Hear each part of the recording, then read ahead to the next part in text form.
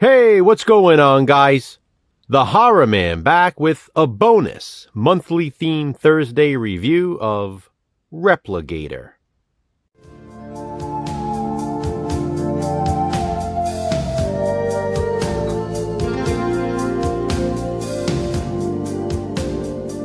In honor of celebrating visual vengeance and the awesome independent label it is, here's a second review of the day.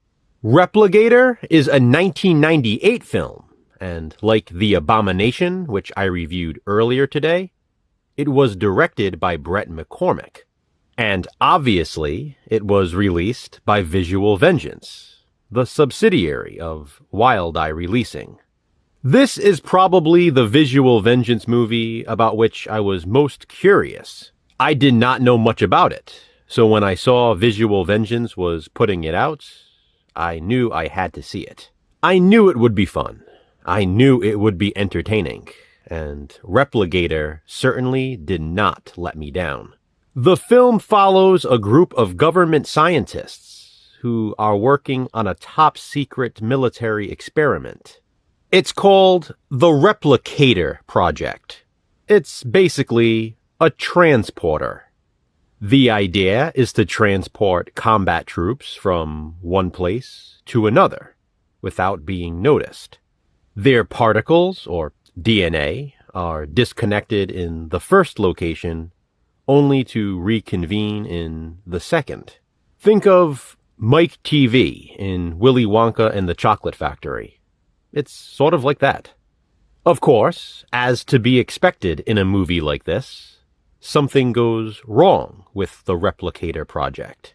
When testing the experiments on the first human subjects, he returns as a woman.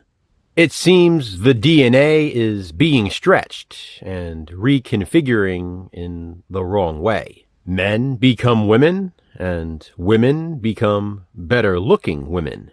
One of the scientists added his own special ingredients to the replicator as well. An element of mind control and a dose of nymphomania. When the women come out of the replicator, they are subservient to the men they love. They are also very much in the mood.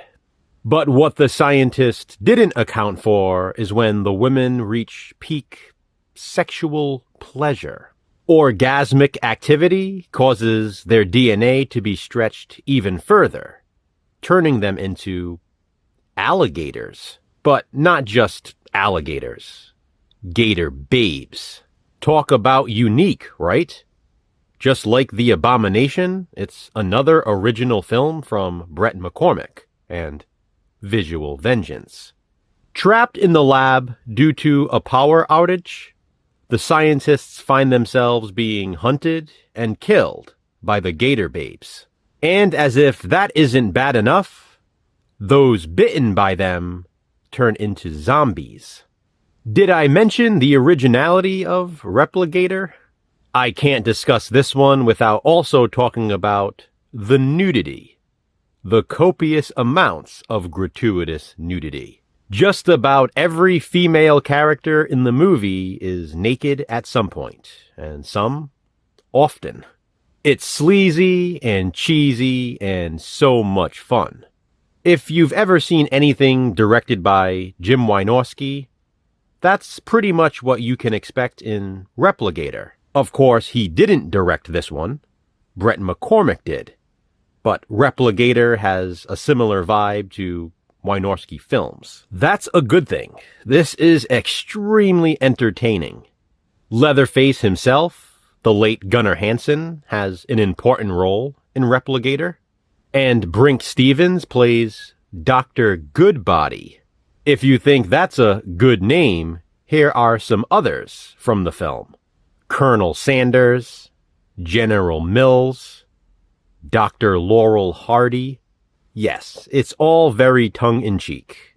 Repligator is not meant to be taken seriously. This is a turn-off-your-brain and just-enjoy-the-ride type of movie. Feast your eyes on the fun effects and gratuitous nudity. I laughed out loud quite a few times watching Repligator. Though silly at times, the humor works.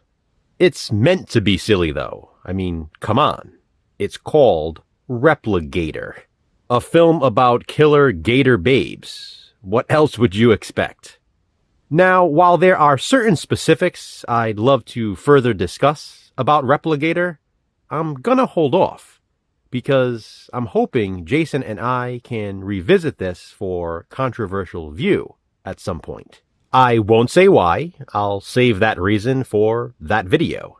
As with the other Visual Vengeance reviews, though, I do want to show you this alternate artwork underneath the slipcover. How amazing is that? And here is the reversible art underneath. Inside we get a poster, stickers, and X-ray specs. They really work too. No, I'm just kidding. I haven't tried them yet. The X-ray specs do come into play in the movie. Gunnar Hansen's character developed them. They are then used to see the female scientists in all their glory. I'll show you the back of the Blu-ray here, so I can zoom in and you can pause and read all of those great special features. Visual Vengeance, yet again, did an incredible job with this release. If you like to be entertained, don't hesitate. Pick up Repligator from Visual Vengeance.